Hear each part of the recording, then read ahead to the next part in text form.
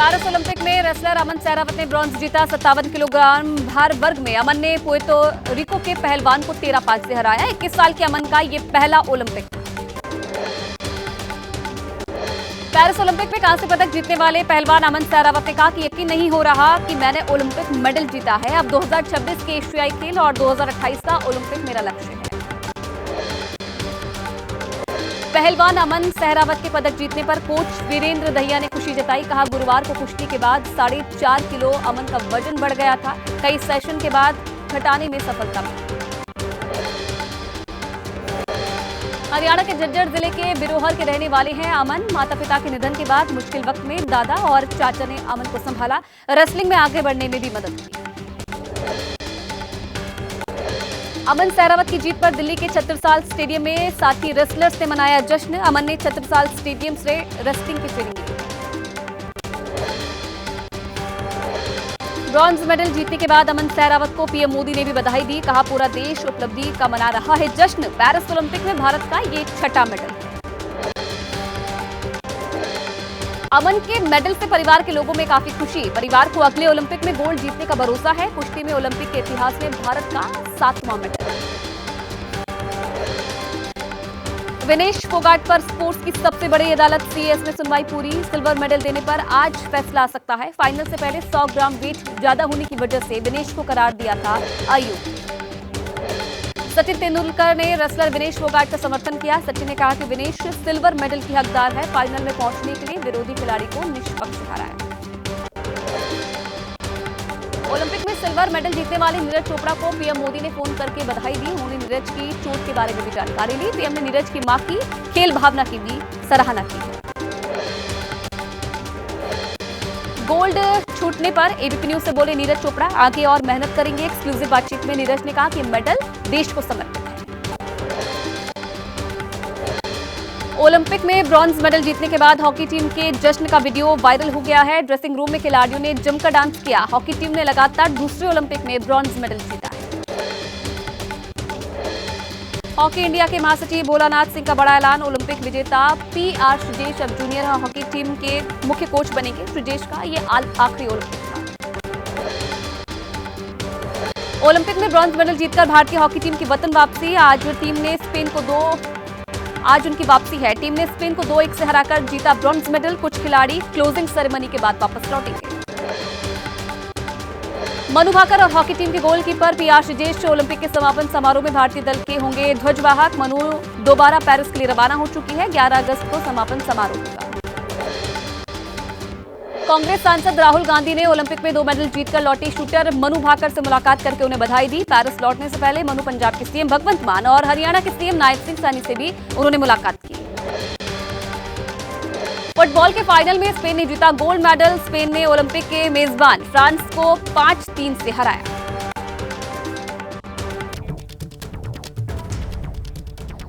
और चलिए फटाफट खबरों में देख लेते हैं कुछ और जरूरी खबरें।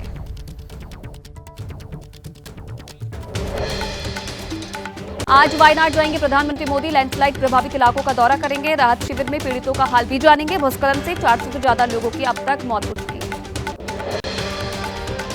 वायनाड दौरे से पहले राहुल गांधी ने पीएम मोदी का आभार जताया है। पोस्ट करके कहा कि उम्मीद है कि त्रासदी का खुद मुआयना करने के बाद पीएम इसे घोषित करेंगे राष्ट्रीय आपदा। पीएम मोदी के दौरे से पहले केंद्र सरकार की एक टीम वायनाड पहुंच चुकी है। लैंडस्लाइड से इलाके में हुए नुकसान का आकलन करेगी। उत्तराखंड के चंपावत में उपनाते नाले में बही तीर्थ यात्रियों की जीप। एनडीआरएफ की टीम ने 7 यात्रियों का रेस्क्यू किया है। महिला की मौत, 2 लापता यात्रियों की तलाश जारी। हिमाचल प्रदेश में बारिश से बिगड़े हालात। शिमला में हुआ भारी लैंडस्लाइड। मलबे के साथ सड़क पर आया पेड़, रास्ता हुआ बंद। यूपी के लखीमपुर खीरी में शारदा नदी में भारी कटान। एक मंदिर भी पानी में समाया। कई गांवों और फसलों का संपर्क टूट गया है। वाराणसी में गंगा नदी उफान पर है। जलस्तर बढ़ने से कई घाट पानी में डूबे। दशाश्वमेध घाट पर होने वाली आरती की जगह बदल दी गई है। छत पर हो रही है गंगा आरती। कुछ घंटों की बारिश ने बिगाड़ी नोएडा की सूरत। कई सड़कों पर जमा हुआ बारिश का पानी। कुछ इलाकों में लोगों को करना पड़ रहा है जाम का सामना। कल दिल्ली में हुई भारी बारिश ने बढ़ाई लोगों की परेशानी। कई इलाकों में सड़कों पर भरा पानी। मयूर विहार फेज 2 जाने वाला अंडरपास भी पानी में डूबा। दिल्ली में आज बारिश का येलो अलर्ट। हिमाचल, उत्तर प्रदेश, मध्य प्रदेश और राजस्थान के कई हिस्सों में हो सकती है भारी बारिश। भारी बारिश के बाद पटना में गंगा नदी खतरे के निशान के पार। निचले इलाकों में मंडराया बाढ़ का खतरा। कई इलाकों में घुसा गंगा का पानी। बिहार के सीएम नीतीश कुमार ने गंगा के बढ़ते जलस्तर का जायजा लिया। अधिकारियों को दिए आपदा से निपटने के निर्देश।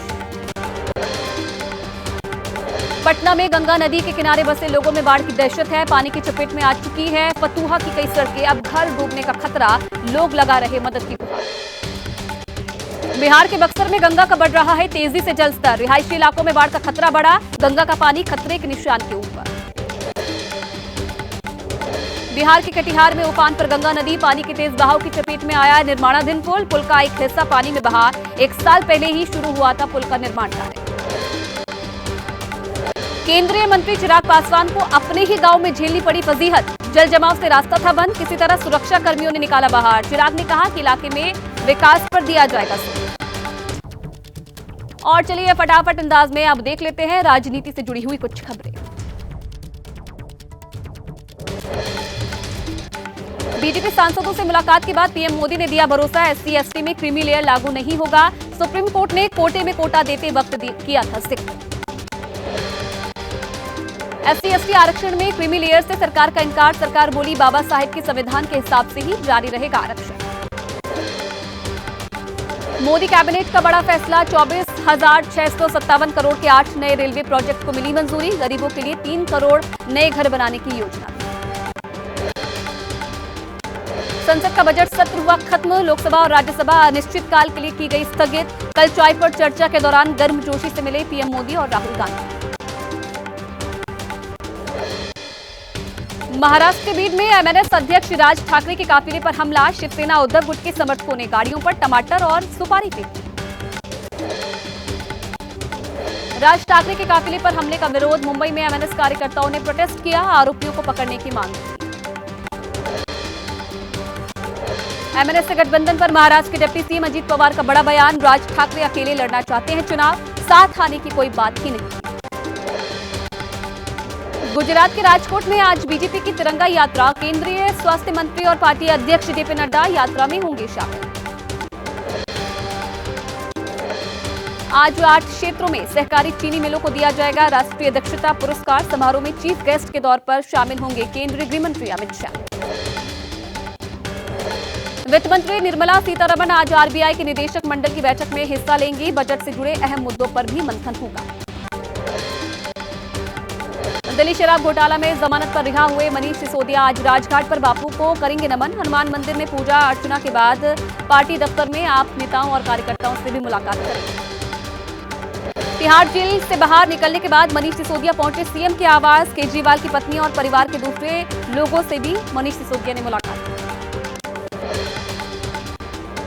17 महीने बाद जेल से बाहर आए दिल्ली के पूर्व deputy CM Manish Sisodia. Supreme court ने 10-10 लाख के बॉन्ड पर दी जमानत। सिसोदिया को पासपोर्ट जमा करवाने का आदेश भी जारी। जेल से रिहा होने के बाद मनीष सिसोदिया बोले सुप्रीम कोर्ट को दिल से धन्यवाद जिसने संवैधानिक अधिकार का इस्तेमाल करके तानाशाही पर कड़ा प्रहार किया। बारिश के बीच मनीष सिसोदिया का जेल से निकलने पर हुआ भव्य स्वागत। जमकर हुई आतिशबाजी और बरसाए गए फूल। सिसोदिया ने गाड़ी से बाहर निकलकर कार्यकर्ताओं का किया अभिवादन।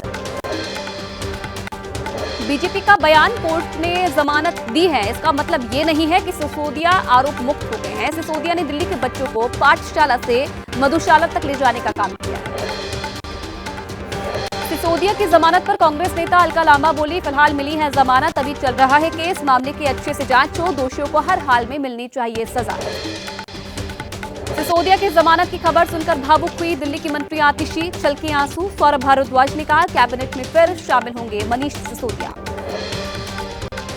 वक्फ संशोधन बिल पर जेपीसी गठित, कमेटी में लोकसभा के 21 और राज्यसभा के 10 सांसद शामिल। इमरान मसूद, ओवैसी, निशिकांत दुबे और गौरव गोगोई का नाम भी शामिल। वक्फ संशोधन विधेयक के लिए बनी जेपीसी पर टीएमसी सांसद शत्रुघ्न सिन्हा ने सवाल उठाए हैं। कमेटी में किसी महिला और शिया सुन्नी ग्रुप से किसी को क्यों नहीं किया गया शामिल। जेडीयू अध्यक्ष संजय झा ने वक्फ संशोधन विधेयक को लेकर जेपीसी कमेटी के गठन का स्वागत किया। कहा जेपीसी बनने से कई मुद्दों के जो है समाधान वो निकलेंगे। अजमेर दरगाह के प्रमुख नसरुद्दीन चिश्ती ने केंद्रीय अल्पसंख्यक मंत्री किरेन रिजिजू से मुलाकात की है। वक्फ संशोधन विधेयक पर समर्थन दिया। राज्यसभा में सभापति जगदीप धनखड़ की टोन पर भड़की जया बच्चन। बवाल के बाद विपक्ष ने वॉकआउट किया। सदन में विपक्ष के खिलाफ निंदा प्रस्ताव पास। जया बच्चन के व्यवहार पर भड़के राज्यसभा के सभापति जगदीप धनखड़। कहा जया बच्चन नहीं बताएंगे कि क्या सही है क्या गलत है, उन्हें समझना होगा शिष्टाचार। यूपी से दिल्ली पहुंचे करीब 100 छात्रों को पुलिस ने हिरासत में लिया है। एनटीए का विरोध करने जंतर मंतर पहुंचे थे छात्र। हरियाणा महाराष्ट्र के साथ जम्मू कश्मीर में भी विधानसभा चुनाव संभव माने जा रहे हैं। चुनाव आयोग ने संकेत दिए कि अब चुनाव कराने का वक्त आ गया। और चलिए अब आगे बढ़ते हुए देख लेते हैं देश से जुड़ी हुई कुछ और खबरें फटाफट अंदाज में।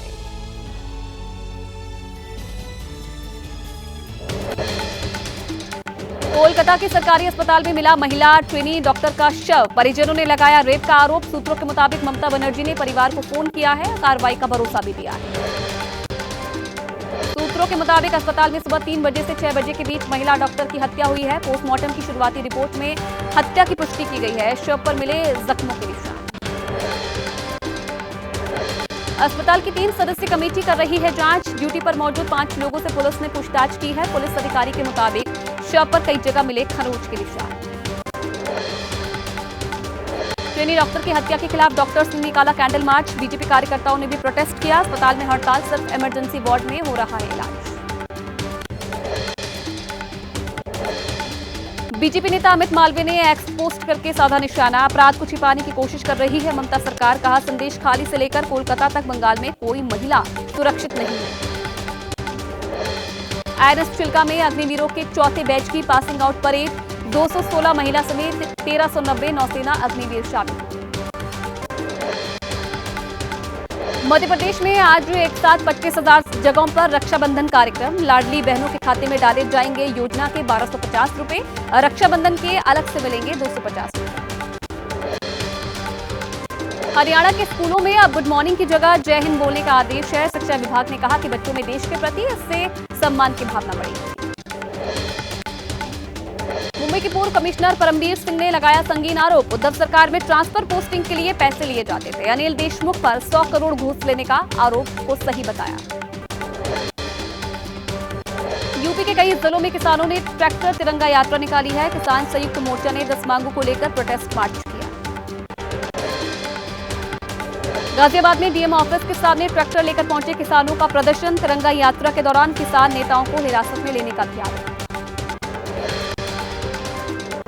जम्मू कश्मीर के उपराज्यपाल मनोज सिन्हा ने अमरनाथ की छड़ी मुबारक का पूजन किया। महंत दीपेंद्र गिरी भी मौजूद रहे।